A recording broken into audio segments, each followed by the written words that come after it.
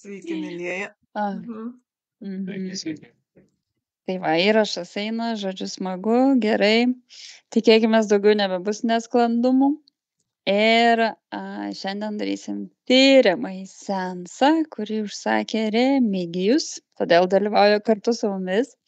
Tema pas mus šiandien yra šventieji. Tai iš tikrųjų labai daug įvairių nuomonių, istorijų ir variantų, kas ten tie šventieji, mums žinomi kaip šventieji iš tikrųjų buvo. Tai pasižiūrėsim šiandien apie tai giliau. Tai gerai, jūs pasiruoškit, tada įsipatoginkit. Aš ramiai suskaičiuosiu gal nuo kiek Beata tau skaičiuoti.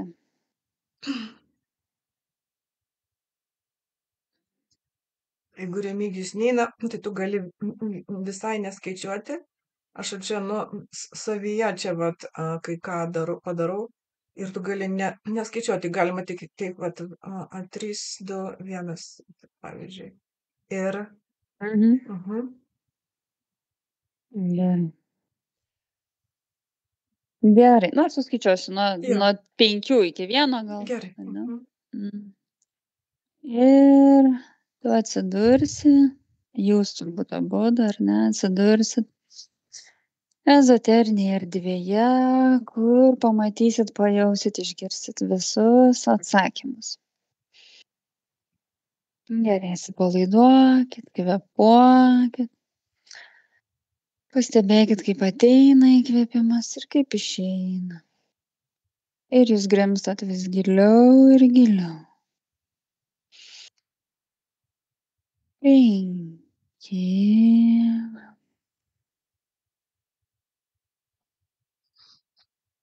4. Eini vis gilyn ir gilyn. 3.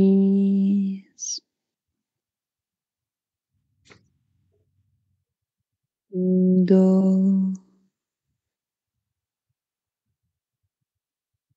Kai pasakysiu 1, tu būsi ezoterinėje erdvėje. 1. Aš suskaičiuosiu dabar nuo 1 iki 3 ir jūs susijungsit su energetinė žodžio šventasis reikšme. Energetinė žodžio šventasis reikšme. 1, 2, 3. Kas yra šventasis?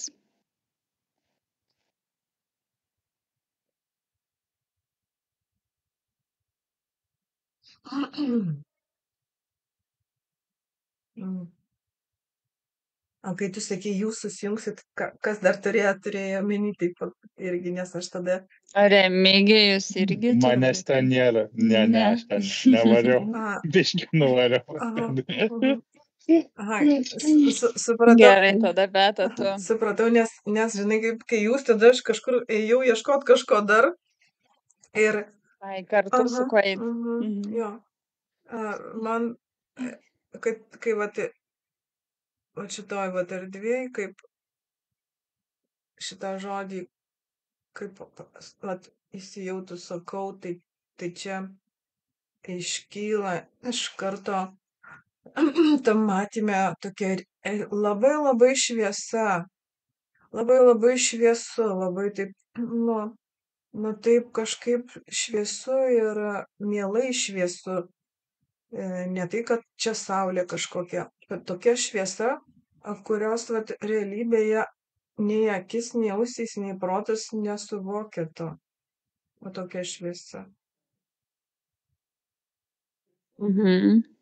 Ir jeigu toliau pasakyti, dar dadėti įdomumo dėlį, tai man iš karto eina kitas atsakymas, kad vat, žmonės, ką vadina šventasis, šventieji, šventumas, iš kažkokių tai ten tų laikų, kaip žmonės vadina dievų laikai, kurie man iš karto taip pilasi atsakymai, kad kurie iš tikrųjų buvo, ko žmogus dabar nepripažįsta, čia buvo prieš mūsų erą, prieš dinozaurus, kad gyveno taip, Žemė yra, kaip ir sakytum, tau dievų planeta. Ir kad tikrai, vat, yra žmogus, tai yra, kaip ir sakytum, žmogus yra Dievo kūrinys, bet kažkaip sakytum, kad ne tai, kad jis pagimdytas, bet kažkaip tai vat, su tuo yra susiję vat, kažkas tai. Bet tas kažkas, atsiprašau, kad taip chaotiškai, nes taip pilasi kažkokie atsakymai, net nespėjau sugaudyti. Reikia man apsiraminti, kaip sakytum, vat, va taip, greičiau. Bet taip, vat, nu ką, stop. Sakau, stop. Sustok.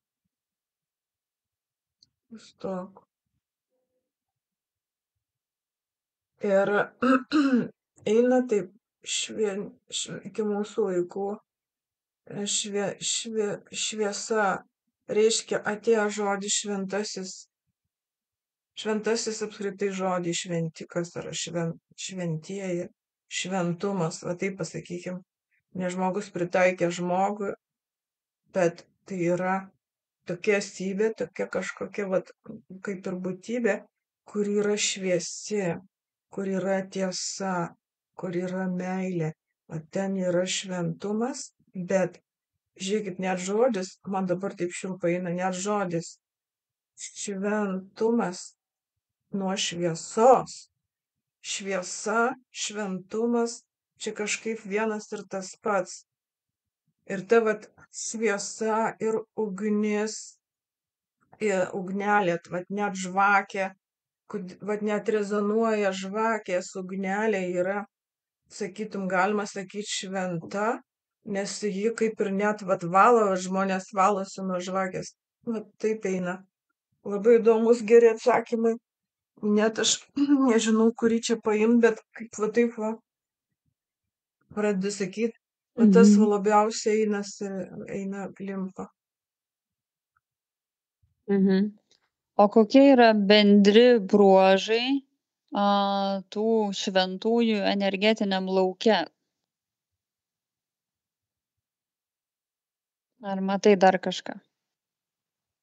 Aš dabar matau šviesą, kad nuo žodžio šventumas, jo, matau šviesą. Ir ta šviesa, ji nėra žmogaus pavydalo, bet joje yra kokia tai visuma, kur yra ten tiesa, laimė, meilė, nu.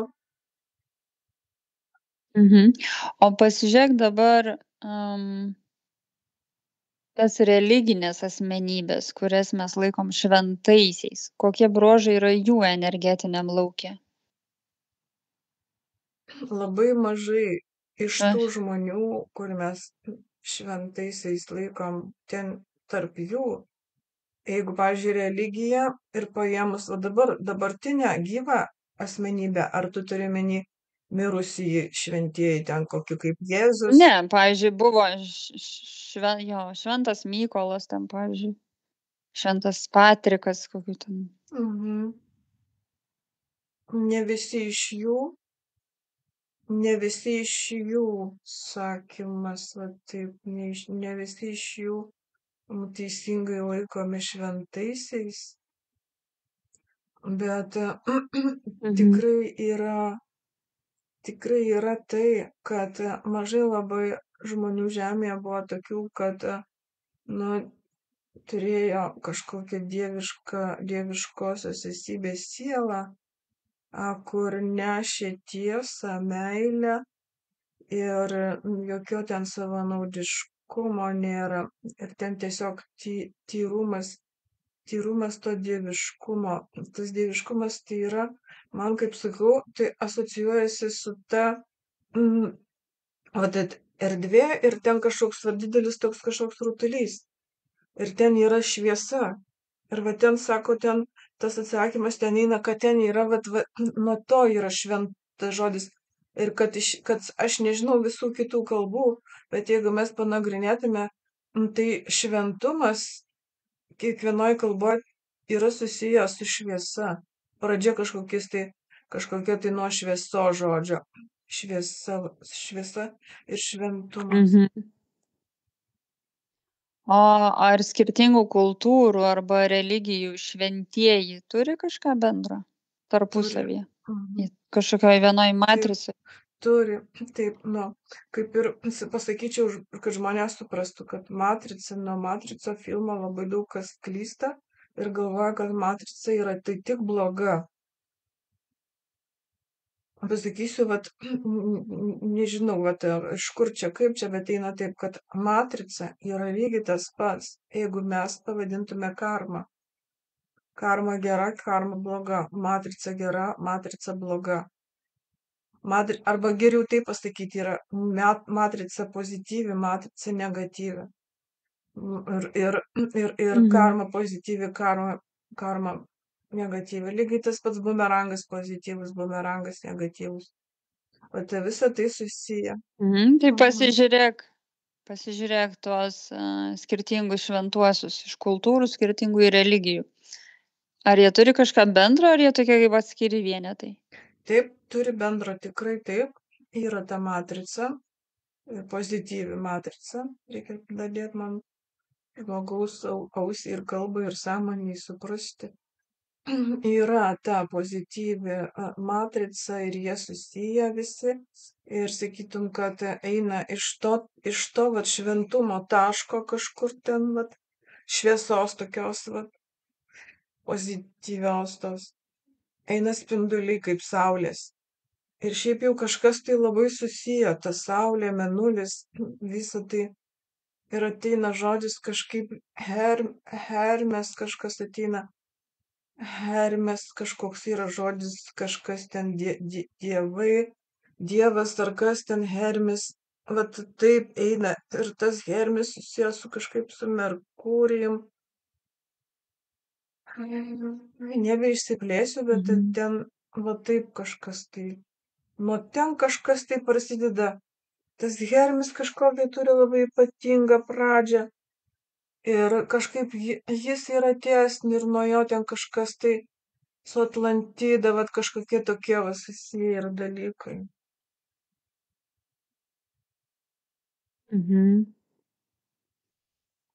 O pasižiūrėk, kuo skiriasi šventojo energetinis laukas palyginus su religinio praktiko energetiniu lauku. Tai čia arba labai tikinčių žmogum, arba kokiais kunigais. Kokie esminiai skirtumai tarp tų šventųjų ir tarp religinių praktikų? Žinai, tarp tų kunigų, jeigu kokie kunigai klausys, tai jūs neįsižeiskit, bet toli gražu nerodo, kad jie yra susijęs su šventaisiais. Ir tas tikėjimas, ėjimas į bažnyčią, žinojimas, taisyklės, Biblija, tai nereiškia, kad tu šventas. Tu gali žinoti daug tiesos, bet jeigu tu kaip čia, gal ir tiktų pasakyti, nesilaikysi tų įstatymų, tai bus nieko verta tavo žinios. Taip eina. Ir kaip sako, jeigu tu gyveni neišdušęs grinos, tai tas tipo kaip kunigas arba net paprastas žemiškas tikintysis gali būti labiau šventasis negu kunigas bažnyčioje. Pavyzdžiui, yra žmonių, kuriuose tikrai vaikšto kaip šviesos žiburėliai. Ir jie tokie, juos galima vadinti šventieji. Dėl to, kad jie ateina kažkokia tai, tokia matrica, kaip ir, sakykime, gimimas to kūdikio, į tą kūdikį įeina tas spindulys to šviesos šventosios. Ir taip jisai tas kūdikis ir kančių turi, ir gyvenimų visokių būta, gyvenime būta visokių ten etapų, bet būna yra ir be jokių priežasčių gerai ten šeimoje gyvena. Bet sakykime, jeigu trumpai taip apėmus, taip tiksliai, tai jo, tarp žmonių yra daugiau šventųjų šviesos, to spindulėlio, tų genų, reikia taip pasakyti, tos matricos, negu tarp kunigų. Ten labai žodis eina, daug nuodėmių yra. Ir jeigu kunigas eina į kunigus, bet su kažkokiom nuodėmėm gyvena ir skaito ten mišias, nieko tai verta. Ir kiti žmonės atėję, jie nieko nepasikrauna. Tik kokią pasikrauna neigiamą energiją. Čia labai svarbu, kaip iš vidaus pasižiūrėk, žmonės tas net, šitas norėjau sakyti paskaitas, įsivaizduoju, ne mišios, bet paskaitos, įsivaizduoju. Tai tas, kaip skaito tas pamokas savo, ar kaip ten žmonės irgi, jeigu jis ten nueis bažnyčią ir galvoja, kad išpirks nuodėmę, mišias ten kokias atbuvęs, ne. Jis kaip tik užsikrauna naštą dar didesnį, nes tu priešingai, tu suteršiai tą šventą tikėjimą, va taip ateina. O pasižiūrėk, kas vyksta energetiškai, vibraciškai, kai žmonės garbina, bet šventuosius, tuos tikruosius. O garbina kaip? Neapsimetėlius kunigus, bet kas vyksta apskritai žmonėms, jų energetikui, kai jie garbina šventuosius. Ką nors kaip Pavyzdžiui, kaip šventąjį. garbinama, tai vis tiek reikia man tiksliau žinoti. Tai turima ką? Sakykim, gerai, gal aš pasakysiu, jeigu, sakykim, tas žmogus, jis tiesiog myli tą šventąjį. Jis myli, ne tai, kad aš gerbiu tave, tu ten toksai, tokies, aš gerbiu tave. Čia ne tas. Jis tiesiog jį myli iš širdies, iš dūšios, iki ašarų ir džiaugiasi, kad jis toks yra.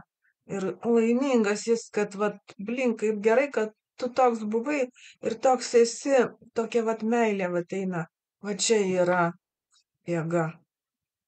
Ir jis tada pasikrauna, pasidalina, sakytum, kad genetiškai net neuronai labai priima tai.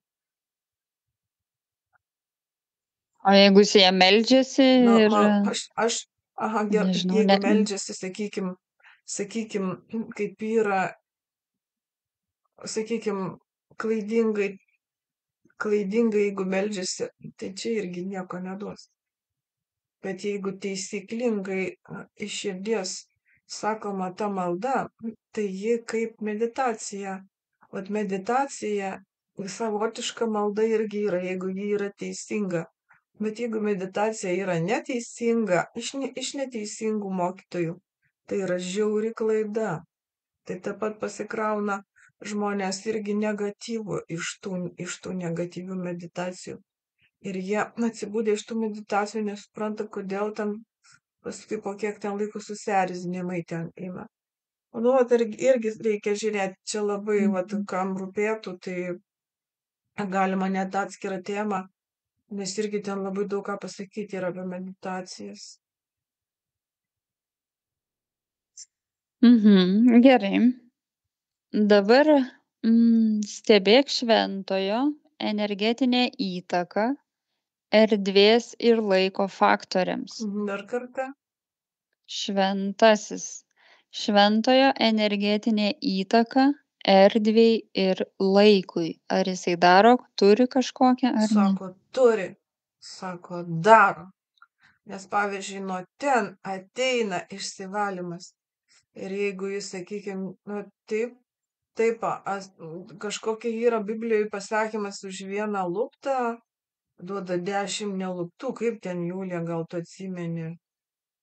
O čia labai yra teisingai paskiriama dėl to, kad jeigu, sakykime, 10 negatyvių žmonių ir ten papuola labai labai pozityvus, geras žmogus ir ateina kokia tai katastrofa į tą vietą, užlieja, sakykime, vandeninai. Tai irgi kaip ir sakytum, kaip ir ateina tas žmogus,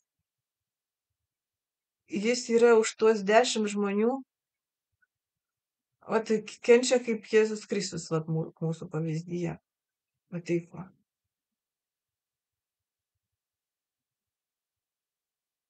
Ir jam būna sunku, sakykime, matau. Bet kaip įtakoja erdvę ir laiką? Jeigu šventasis šventieji, ten, sakykim, toje erdvėje, kaip mes vadinam šventieji, bet ten yra labai daug kitokių pasakymų. Laikas tai irgi, sakykim, laikui, valymaisi, vat, karai. Čia irgi viskas yra valymas nuo to negatyvo. Norima, kad, kaip pasakyti, vat, sakykim, tėvai muša vaikus, sakykim, kurie neklauso. Iš tikrųjų, tai jeigu tie tėvai mylėtų, taip, vaikus šventai mylėtų ir nemušimu juos ten auklėtų, tai per ilgą laiką tas vaikas pasikeis. Netgi ne per ilgą laiką, yra mano atveju, net vat, iš savo žinių ir paskaitų ir mokslų, daviau moteriai vienai patarimą, kaip jie susipyko su savo sūnum. Ir sakau, visi, vat, kas klausys, gali pabandyti. Ir, sakiau, pabandykit, jūs paimkit sūnų ir mylėkit jo tėvą. Ir tą sūnų, tegu ta meilė eina jo tėvui. Ir tai, vat, jai buvo sunku padaryti, nes ji nekentė to tėvo. Bet kažkaip kažką ji ten sugebėjo, išėjo ir ji man paskui parašė. Sako, Beata, įsivaizduoji, sako, labai greit susitaikė jis su sūnumi ir visai kitokiais ryšiai santykiai buvo paskui. Va tas stebuklas, tas šventumas, jis labai daug ką reiškia, labai daug ką gali. Ir iš tos erdvės, vat kaip tu klausai atsakymas, pavyzdžiui pasakiau, kad taip žmogus kenčia, bet erdvėj laikui tai yra, va tas yra skirtumas, kad laiko tėkmėje keičiasi žmogus, vat, jeigu kaip jis, vat, jeigu jis tai, aišku, nesurištas, dar ten irgi yra esmė, kur yra tik negatyvui ten tarnauja, vat tokie žmonės, tai čia irgi daug labai sunkumo. Bet laikui, vat, tas visas šventumas iš viršaus, vat laike, vat taip veikia. Vat, kaip čia Julija pasakyti, čia toks kažkoks, kaip čia, žinai, kaip hemopatinis gydymas kažkaip eina. Bet tai kaip sunku išsakyti, vaizdus matau. Atrodo, kalbos reikia kitos. Tai ko man būtų įdomu tą kalbą žinoti. Gerai, apžiūrėk šventųjų relikvijas. Koks jų energetinis laukas, kokie bendri bruožai šventųjų relikvijų. Kokį nors man pavyzdį, tai būtų man netaip sunku įeiti į ten. Paveikslai šventųjų, ikonos, kažkokios ten taurės. Ikonos. Taip.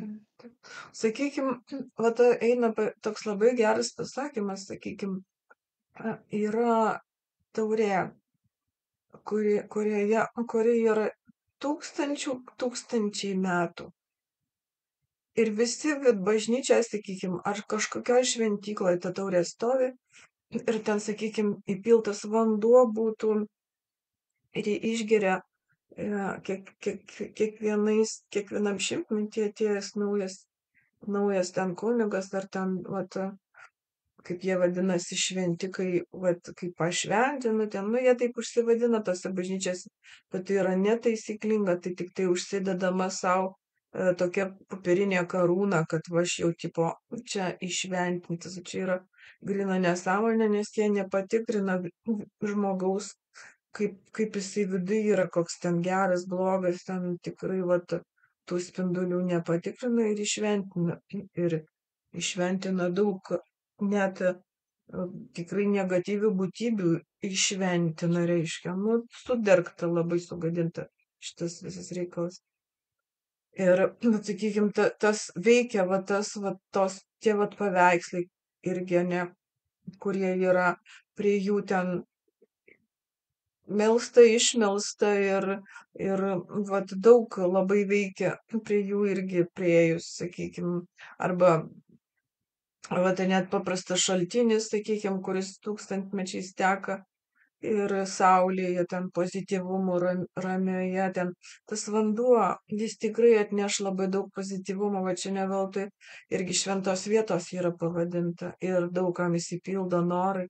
Vat, kokie tai vat žmonės pasveiksta, sakykim, stebuklingai. O čia labai daug reiškia taip.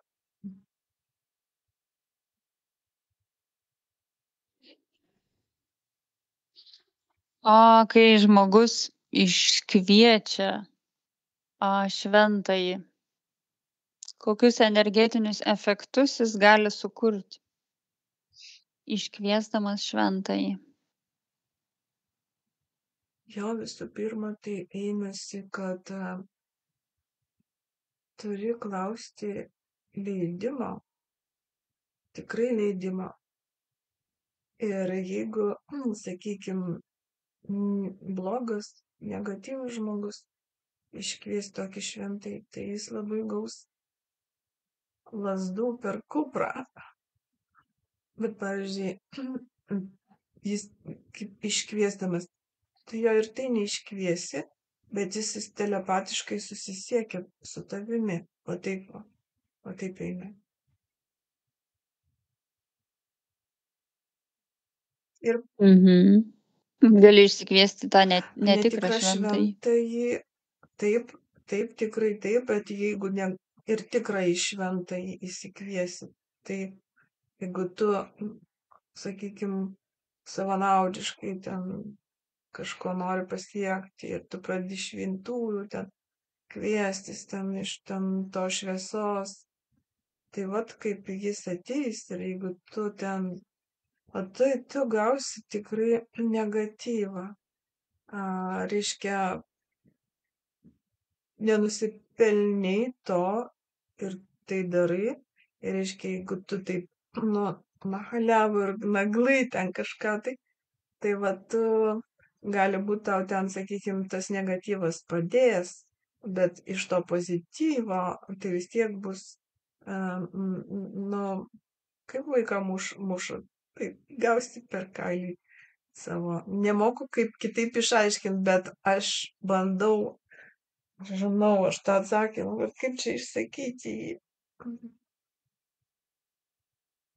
Nu taip. Galiu, O ar nėra taip, galiu kad tikrai tai irgi dadėti, kad jeigu labai geras žmogus, mylintis, jo, toks gerumo, šventumo pilnas, vat jis, sakykim, jam reikia padėti patarimo dėl kito ar dėl savęs ten netgi irgi.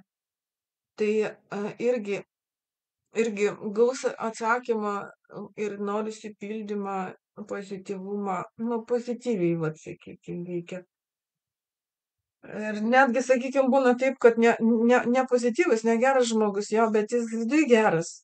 Jis tikrai viduj geras, tas žmogelis ir blin klysta tik tai, ir va ta šventybė jį mato.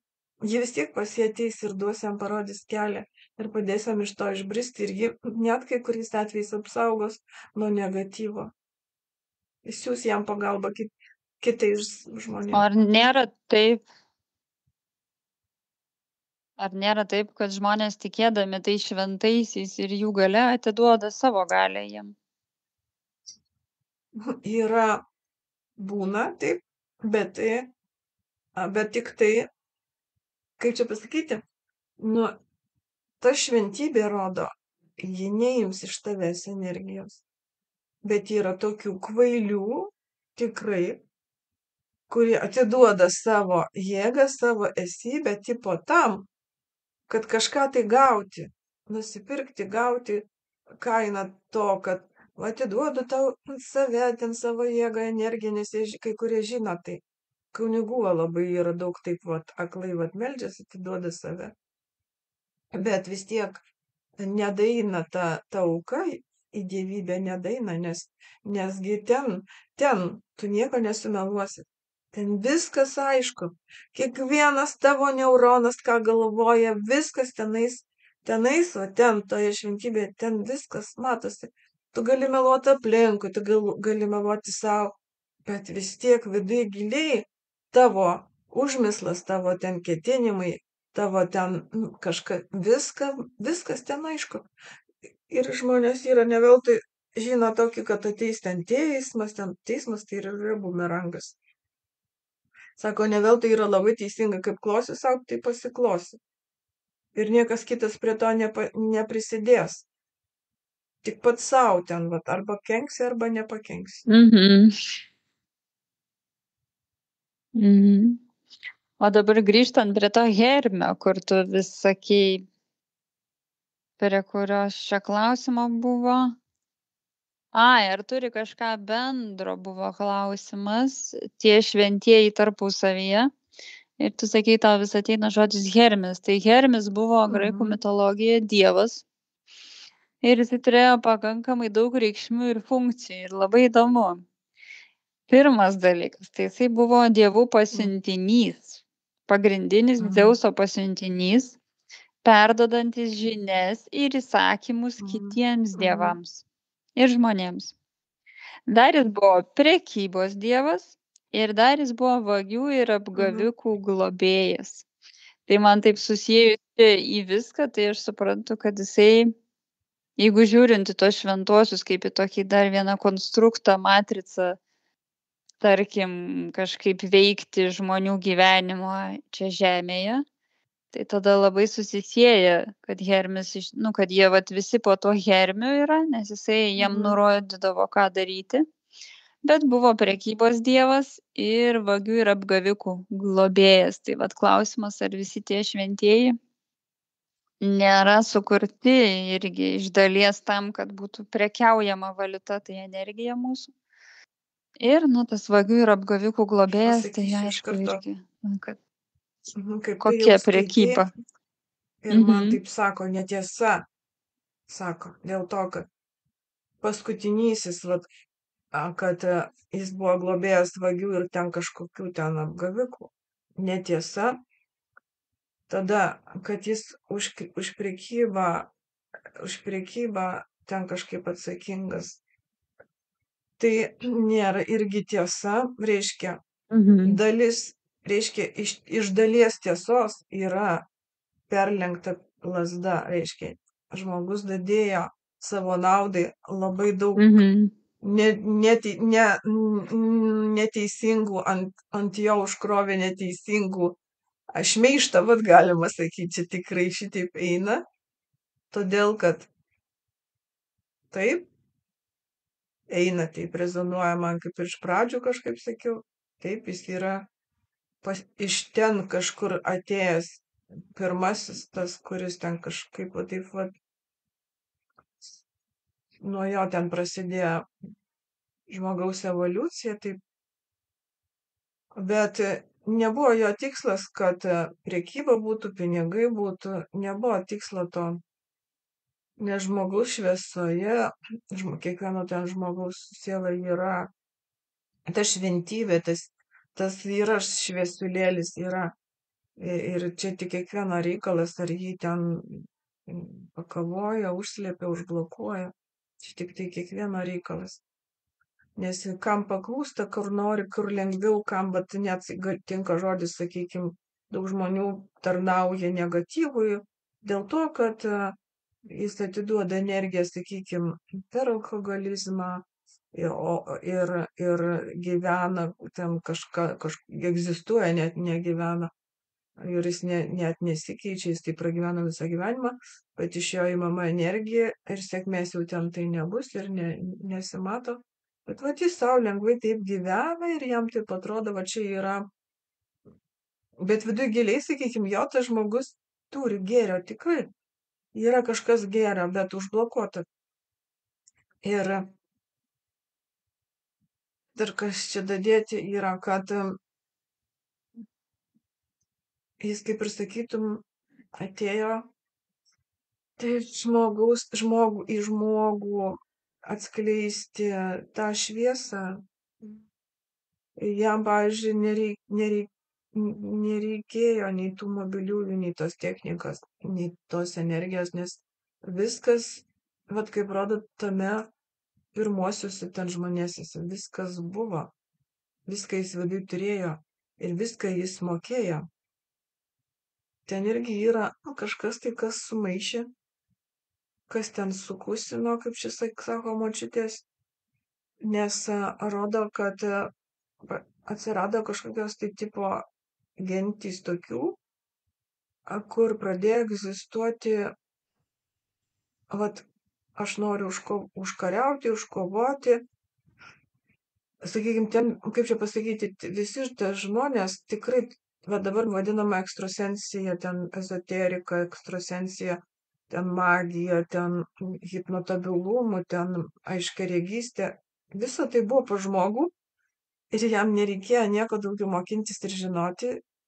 Ir ten tik tai, vat, irgi yra ten labai sunkia energija, ten įsimaišė, atėjo kažkas tai ten irgi, kas ten, vat, per kažką tai žmogus užsinorėjo, kaip ir sakytum, būti valdovu, užkariauti ten, vat, ten Hermesis rodo kažkur tai gyveno, kažkaip sakytum, kad, vat, žmonių nėra žemėje, rodo, kad jis kažkur tai, vat, gyvena su kažkokiais irgi gal ten žmonės ar daugiau ten dievų, tokių, vat, jie ten,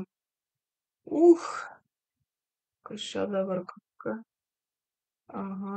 Nu gerai, O ko tu neišsiplės klausai išvis? ties tuo, kur ten jau, nu, nebežinau. Gerai, Remigijau, gal turit jūs klausimų? Tai aš čia tokia, galbūt vat, visai būtų įdomu, tarkim, aš nežinau, ar išeitų pačianelinti vieną. Tai vat, būtų įdomu, ar išeitų paklausti. Tai pavyzdžiui, aš dabar pasakysiu ir paskui gal kažkokią santrupą.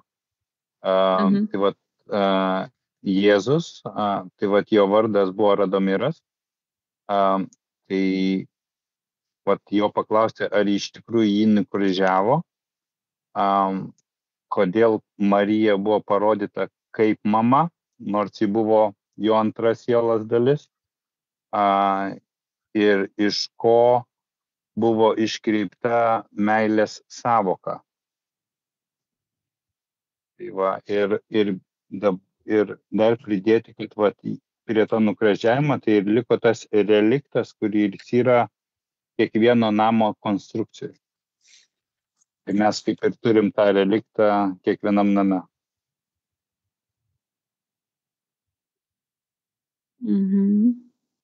Bet Tai- pavyktų Tada pačianelinti. paimkim po truputį konkrečiai kažką tai, nes iš karto man kažkokia šviesa dingo.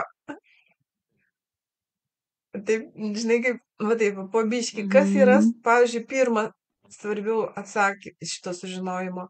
Visų pirma, kas ten yra svarbiau, pradžia kokia. Paklaust, kodėl nukryžiavo, aš suprantu. Jo paties.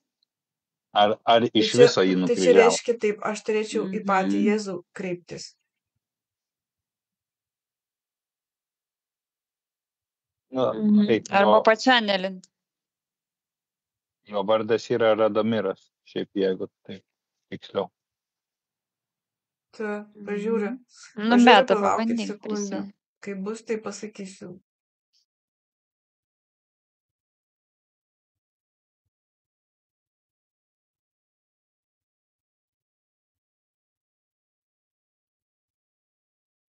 Sako, žiūrėk. Sako, ne. Tu atsakymą negausi šiandien. Nors aš matau, kad ten įdomu, Kodėl? kad ten yra atsakymas ir tikrai įdomu. Man rodo net tą tokį, vat, šiaip aš tai ten nebuvau ir nežinau, ir ten tik tai kokie filmai matyti, bet man rodo visiškai kita vaizda negu filmuose pastatyta.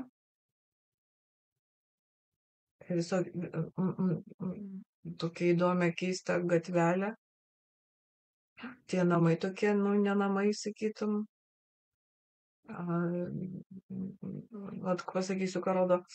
Sakytum, kad aplinkui beveik nėra nieko žalumyno, ten, kur jie, vat, tik tai toks smėlio takas išmintas kietesnis. Ir tie namai tokie, sakytum, kad jie iš smėlio uolų, bet su kažkokiam palapinėm, va taip va yra.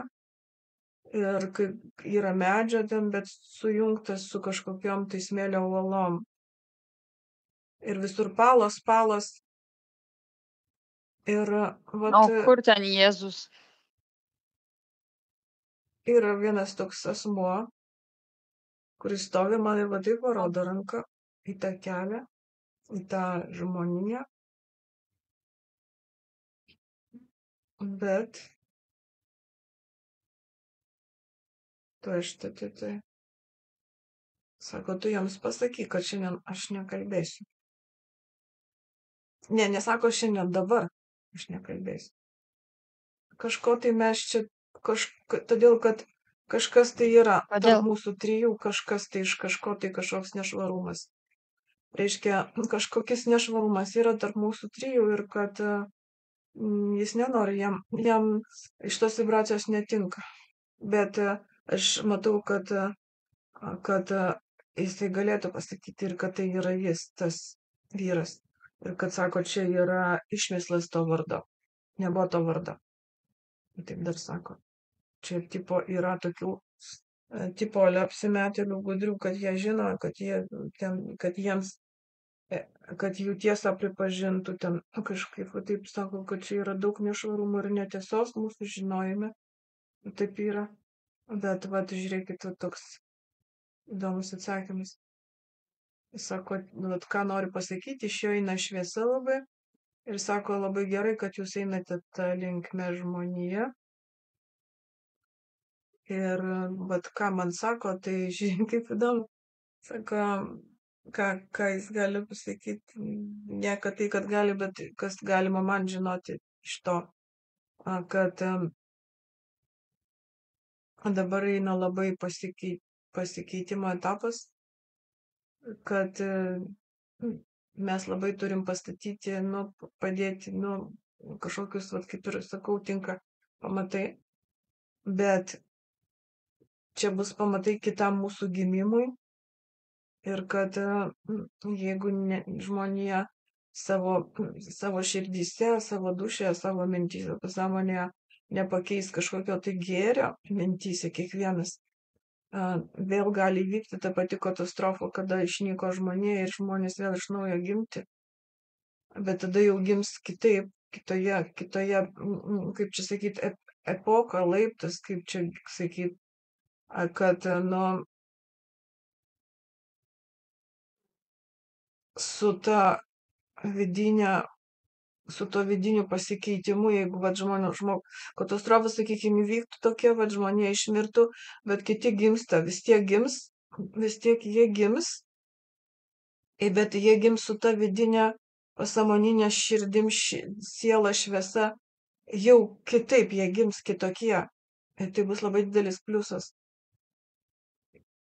Kad mes patys save sunaikinam, pražudom, eina atsakymas iš jo.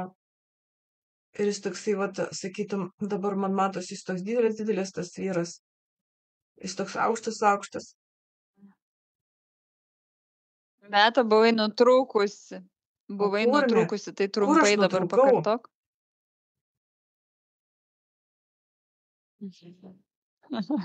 Žodžiu, nežinau. Gerai, ten sekundžių, nesvarbu. Aha. Tai Beata, mes dar galim čia kažką sužinoti. Jam, aš taip supratau, iš to pasakymą dabar bendraudama, iš jo taip nuskaitydama, kad jis nesako, kad mes kažkokie nusidėjėliai ir mes čia nenusipelnėm žinoti iš jo bendravimo, bet reiškia, kažkas yra, tarp mūsų trijų dabar, aš paimsiu, kad yra kažkoks toks negatyvas, bet tą negatyvą turim pakeisti, mumise yra kažkokia energija trijuose, kad kažkas turi būti tokio nesavanaudiško, ne naglumo, ne per prievartą, nes jis eina ir sako, tos prievartos, jūs niekada negausit su tokia vat prievarta, netgi vat tiesos žinojimas eina kartais vat per prievartą, vat tu pasakyk, tu padaryk, tu atsakyk, tu ten, čia tiesiog eina žodis nesąmonė, čia yra labai neteisinga, sugadinama viskas.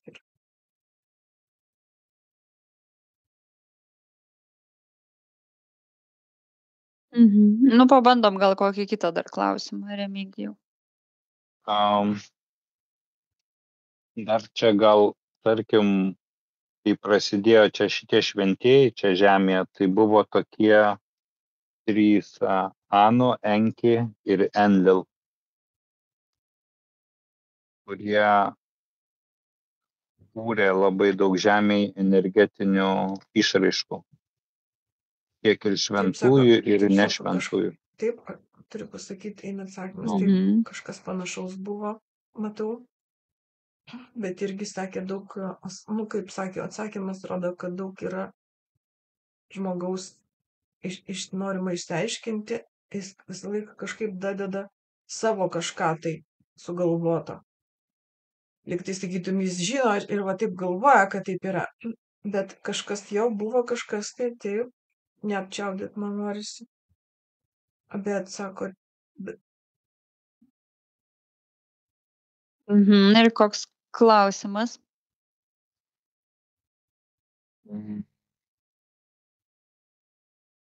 Tai va čia mano asmenis gal įdomumas, ar jie dar yra mūsų erdvėj, ezoterinė šitie erdvė yra. Anu, Enki ir Enlil. Bet jie čionais neateina. Jie yra, bet ne mūsų. Ne mūsų, jeigu tai paimti atsakymą. Bet jie nebuvo tokiais vardais. Bet jie kažkaip įtakoja? Ne, jie visiškai Jie kažkaip įtakoja dabartinį gyvenimą Tai žemėje? jos yra kažkokia neteisinga tiesa. Pas jos nėra tokio dalyko, kad jie užpyko. Ne, sako, nėra tokio dalyko, kad mes išpykom.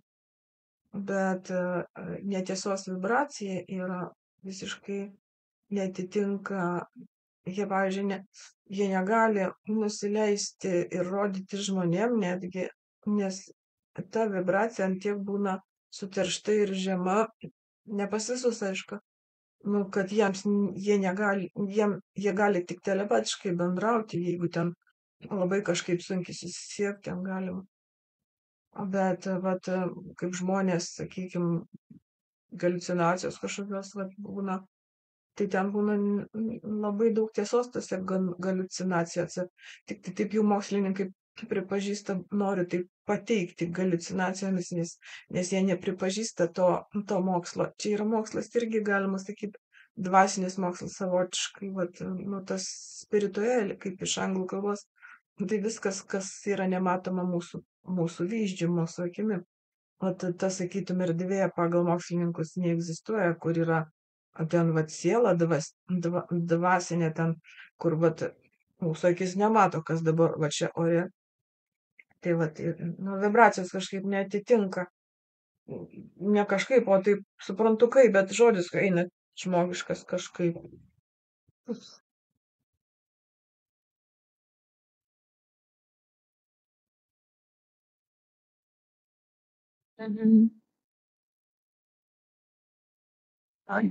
Aš dar gal vieną tokį klausimą. Pavyzdžiui, kodėl žmonės ieško šventų ir lengvai atiduoda savo energiją? Nu, kodėl jie iš viso ieško? Kodėl žmonės iš viso ieško šventų?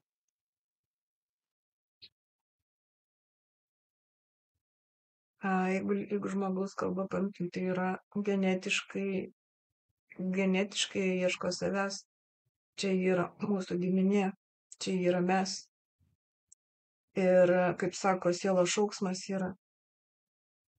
Norima rasti, vat, sakykime, kaip ir, sakykime, būna tarp žmonių, ne dvinukai būna, sakykime, jie būna išskirti ir jie nenori visą gyvenimą ieško vienas kito. O čia lygiai tas pats. Ir aš, sakykime, Vokietijoje tikrai rodo daug dokumentinių, man net prisiminiau, kaip du dvynukai per karą buvo išskirti ir kaip jie susitiko, jau grinoji senatvėje, sesuo papuolė į Ameriką, o brolis kažkur tai liktai Vokietijoje buvo. Ir ta istorija buvo aprašyta ir jie surado vienas kitą gilioje senatvėje, jie tik tada nusiramino. Taip, savo, jo, Tai ieško reiškia, kaip savęs, ane? pasakytum, kad Šventojo savo savęs iš savo ten, kur giminės atėjo. ieško. Savęs ieško, ateina atsakymas savo giminės, iš ten, kur jis yra atėjęs, jis ir nori, ieško, nes tai ir yra mes, aš, ten iš ten, todėl čia ne šiaip savo žmonės paskutiniu metu irgi labai daug į ezoteriką brenda, nes jau nebegali iškesti tos vienatvės be savo vidinio to atradimo. Aš ten, kaip čia pasakyti, ten labai daug meilės yra. Ir jiems reikia, ta meilė, tai čia nereikia subanalinti, kad paprastai čia taip kažkaip tai skambėtų, nes jiems reikia tos meilės, o ten ir yra tas šventumas toks. Nu ką, ačiū Beata, ačiū Remigijui iš tikrųjų už seansą šitą. Tai va labai įdomu. Ir reikės dar sugrįžti, man atrodo, prie to Jėzaus kurį kartą. Ja, šiaip ten yra tokia įdomi, kas šiaip kaip įdomu, žinant apie tą visą istoriją, aš čia šiaip iš informacijos ir paskui pradedi, tarkim, per 2 metus pradeda dėliotis, vis tiek analizuoji, kas yra ta meilė besąlyginė ir kodėl, tarkim, ten ta meilė. Tai ta Jėzaus istorija ir Marijos, tai tarkim, jeigu palyginimui, tai tarkim, jeigu tai yra moteris vyrui arba atvirkščiai, tai kaip įsimyli, tai yra aistra, deganti. O tarkim, meilė mamai yra tokia jau, vis tiek jie myli ten besąlygiškai, bet nėra tos aistros. Ir jų istorijoje jie kažkodėl pavogė tą aistrą. Kas ir yra toksai dalykas, su kuriuo gali nuversti kalnus. Tokio užsidegimo. Nes jinai mama buvo. Taip, jinai ale mama buvo. Matyt, jie paaukoja šitą dalyką tam, kad taip stipriai kažką galėtų nuveikti žemėje. Tik tai tiek, kad čia tie tokie filtrai matricos suveikia neigiamas ir tas nuveikimas žemėje nebūtinai į gerą išeina. Ir iš tikrųjų įdomiausia, kad ta Jėzų nukryžiuota, jisai juk vis dar kaba tose bažnyčiose visose ant kryželių. Tai žodžiu, jo energija yra vis dar iki šių dienų kryžiuojama non-stop, taip sakant. Tai čia toks irgi įdomus dalykas. Jo, kada nors grįšim prie šito dar. Gerai, o šiandienai tada kol kas ačiū Jums ir tada pasimatysim turbūt, kad vakare, ar ne? Per laivą mūsų. Gerai. Tai ačiū Jums ir iki. Iki. Benvenuto a questo nuovo video di Disclosures. Oggi parliamo della cosiddetta sessione di ipnosi investigativa. In realtà non esiste una sessione di ipnosi investigativa. Non che non si possa fare investigazione di ipnosi, però è che non esiste una sola sessione di ipnosi per dire si è fatta investigazione, per prendere quell'informazione come buona. Perché? Sappiamo intanto che l'informazione che arriva in ipnosi è molto contaminata. La percentuale di inquinamento dell'informazione è altissima. Pensate a questa informazione che viaggia per tantissime dimensioni, attraversa densità, passa per coscienze che volontariamente o involontariamente possono distorcerla.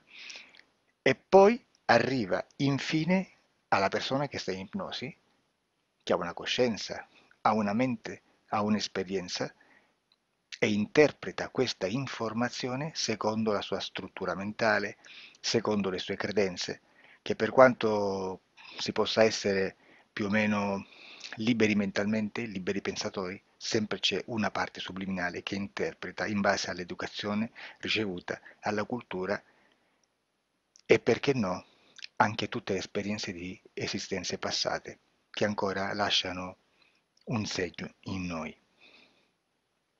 Per capirci, è come se dovessimo parlare con un'altra persona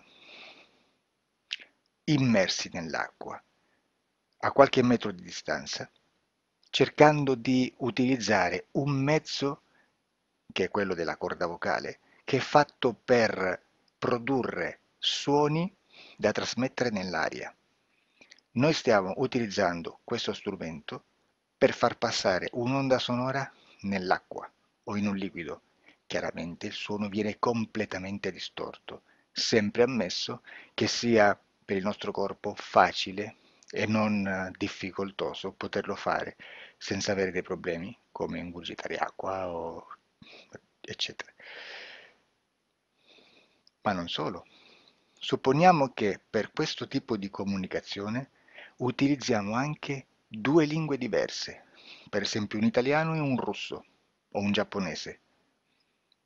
Per quanto possiamo anche interpretare il labiale, non possiamo capire quello che ci sta dicendo perché la lingua è diversa. La lingua, diciamo, da dove parte l'informazione a dove arriva è completamente diversa, è il codice.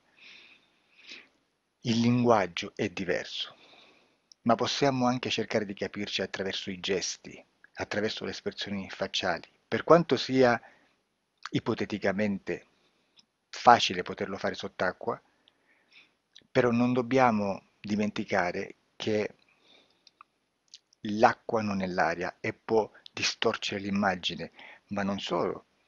Dobbiamo anche pensare che l'altra persona, che parla un'altra lingua, che viene da un'altra cultura, potrebbe interpretare i segnali che noi interpretiamo come X in Y. Per noi un sì è abbassare la testa dall'alto verso il basso, per esempio, sì, e il no da sinistra verso destra, no. In alcuni paesi orientali, come le Filippine credo o qualcun altro, utilizzano esattamente gli stessi segni, ma al contrario. No, sì. Immaginate due persone di queste due culture che stanno cercando di comunicare in maniera così difficoltosa e alla fine non gli rimane altro che interpretare il linguaggio corporale. Sì, che per l'altro invece no. Cosa voglio dire con questo esempio estremo?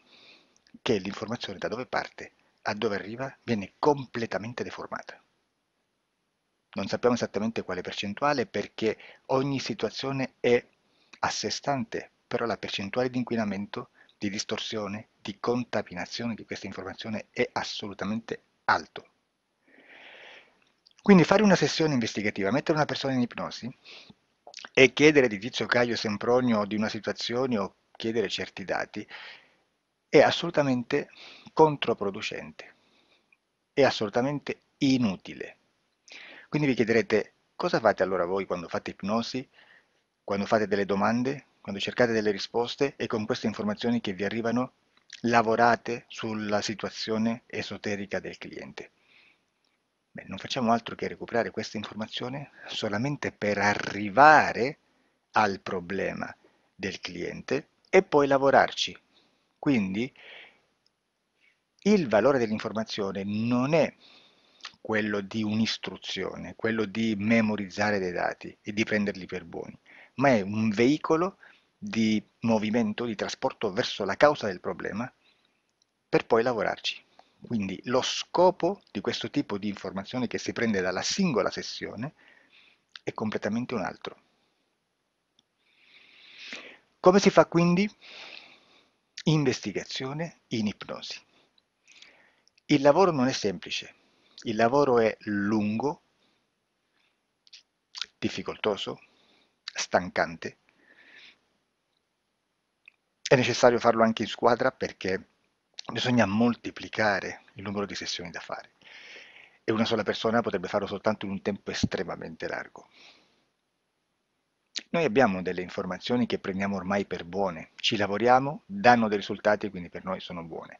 E come abbiamo fatto ad avere queste informazioni? Per esempio, come facciamo a sapere che un extraterrestre chiamato il cosiddetto grigio è più o meno alto X, poi ci sono magari quelli anche un po' più alti, ma hanno un corpo strano, hanno una pelle grigio-verde, hanno degli occhi grandi a mandorla neri, senza una pupilla visibile, non hanno quasi bocca né naso né orecchie, hanno soltanto delle fessure, non hanno organi genitali, hanno degli arti molto più lunghi rispetto alla proporzione che potrebbe avere il corpo umano e di solito hanno meno dita delle 5 del corpo umano, eccetera, eccetera, eccetera. O se no prendiamo un altro tipo di essere che possiamo incontrare in ipnosi, come facciamo a dire che hanno delle somiglianze con i rettili, gli animali rettili terrestri o gli invertebrati, gli insetti terrestri?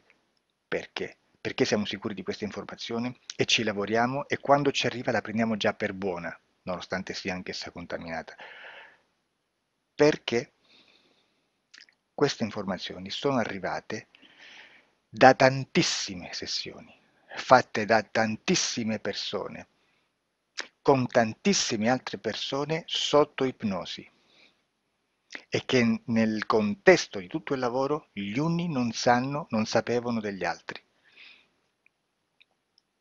Questo dato può essere più o meno rilevante, sempre c'è contaminazione e quindi possiamo prendere per buono anche un gruppo di lavoro dove l'uno possa sapere dell'altro. Ci potrebbe essere una contaminazione del contesto di quel gruppo di lavoro, ma si aggiunge semplicemente una piccola percentuale di questa contaminazione a già la grande che esiste. Non è così impossibile lavorarci.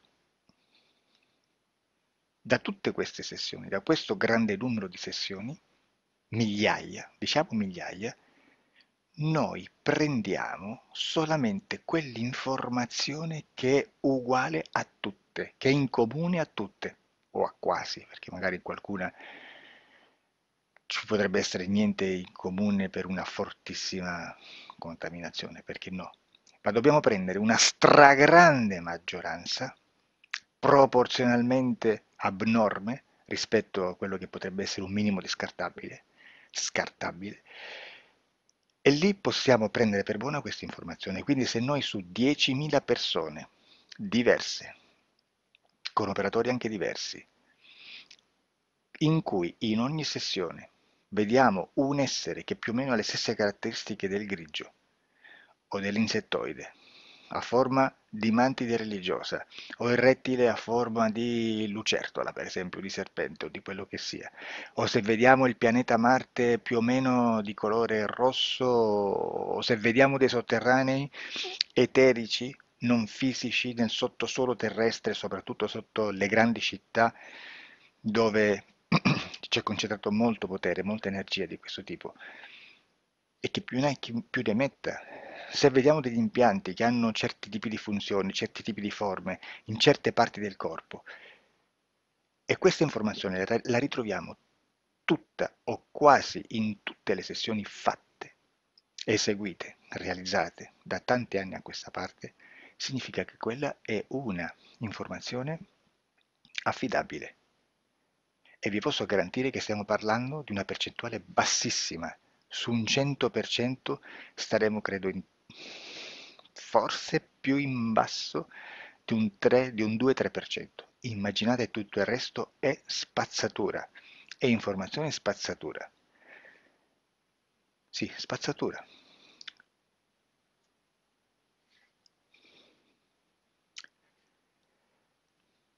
C'è anche un'altra cosa da dire. Supponiamo che un operatore faccia un'ipnosi e voglia andare a vedere cosa fa Tizio, cosa fa Caio, cosa fa Sempronio. Arrivano delle informazioni e si dice che Tizio è biondo, Caio è zoppo, è sempronio, è uno sportivo. Intanto già abbiamo detto che una sessione soltanto non serve, d'accordo? Ma poi c'è da dire che una coscienza, un essere, in ambiente subliminale, la sua parte subliminale potrebbe non dare autorizzazione a questa fuoriuscita di informazioni. Mi potreste dire, e allora tu quando chiedi agli esseri cosa fanno, cosa non fanno? Beh, intanto la prendo sempre con le pinze perché abbiamo sempre detto che tutto è molto contaminato e mi serve solo per dirigermi da una parte. Ma c'è anche da dire che se un essere interferisce con l'altro, ha aperto un canale di comunicazione a cui non può ovviare, a meno che non lo recida, non lo annulli. Quindi quando io faccio la domanda a un essere, se lo faccio attraverso l'interferito, mi arriva l'informazione per un canale aperto che sottostà alla volontà dell'interferito. Sulla volontà dell'interferito parleremo in un prossimo video disclosures. Però, se io voglio fare un'investigazione sopra Tizio, Caio e Sempronio che non hanno nessun collegamento, nessuna interazione e nessuna interferenza con il soggetto con cui io sto realizzando l'ipnosi, non è detto che mi arrivi questa informazione. Assolutamente. Potrebbe esserci completamente un muro. Come potrebbe esserci informazioni perché quell'altra parte potrebbe autorizzare comunque, ma non è detto. E comunque quando ci arrivano informazioni, in una situazione di non interferenza o non interazione, non possiamo sapere esattamente se sono informazioni che ha autorizzato la parte subliminale dell'altra persona o dell'altro essere, o qualche altro essere, qualche altra entità furba, approfitta della situazione, osserva quello che sta succedendo, si mette in mezzo, si fa passare per l'altro e dà informazioni ovviamente distorte, prima perché non è detto che debba conoscerle, e anche se fosse potrebbe manipolarle a sua volontà e a suo vantaggio. E quindi immaginate che situazione ridicola ci si viene a trovare, in quale situazione ridicola ci si viene a trovare in questi casi. Da qui si vede quando un operatore riesce a utilizzare l'informazione in ipnosi come per lavorare su un soggetto. Da qui l'osservatore attento delle sessioni di ipnosi riesce a capire se quell'ipnosi è un'ipnosi affidabile, un'ipnosi con un livello di informazione certa, con una alta percentuale di informazione certa. Non vi nascondo che in futuro potrei anche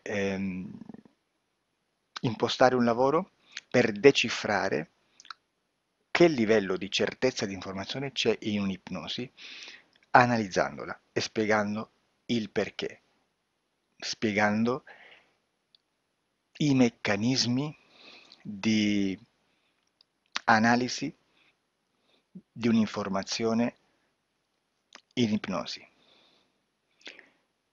che poi anche è molto istintivo. Supponiamo che dobbiamo cercare un'informazione su internet, per esempio un fatto di cronaca. Voi preferite mettervi su un sito ufficiale? A caso. L'ANSA in Italia, ADN Kronos, qualche telegiornale che per quanto possano manipolare l'informazione ad alti livelli, comunque possiamo dare affidabile la fonte dell'informazione che viene trasmessa. Non possono trasmettere una bufala sicuramente. Verrà sicuramente manipolata ad altri livelli.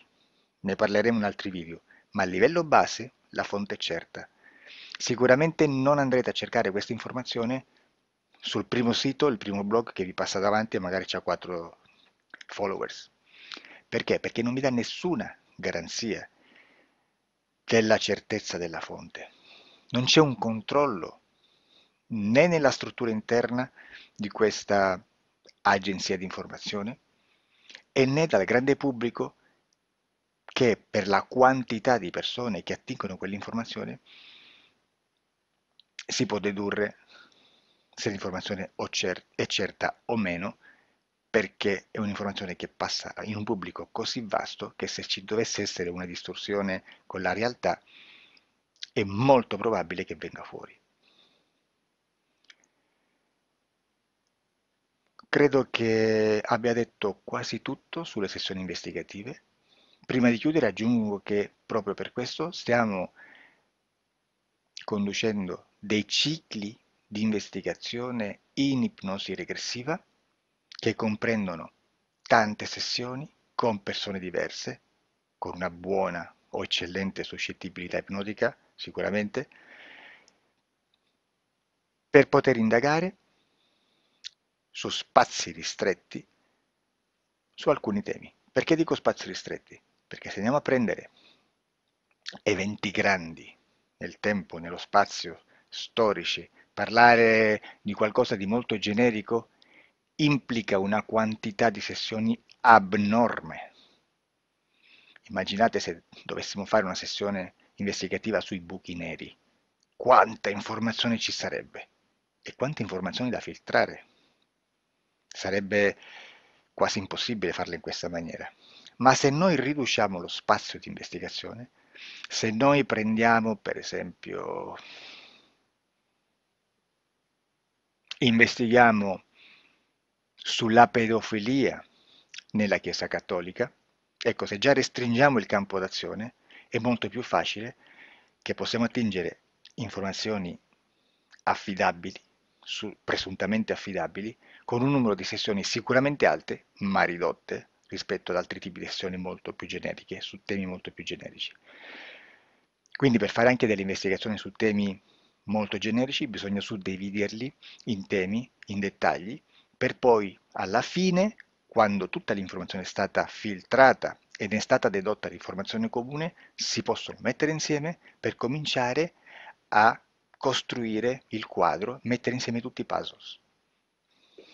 Questo è il vero senso dell'informazione in ipnosi, quando si fa ipnosi investigativa. La sessione per risolvere una problematica, un problema, con una presunta origine esoterica di un cliente, di una persona, è un'altra cosa, sono altri metodi, altre tecniche e l'informazione si usa in un'altra maniera, ha un altro scopo. Grazie, ci vediamo al prossimo video. Disclosure.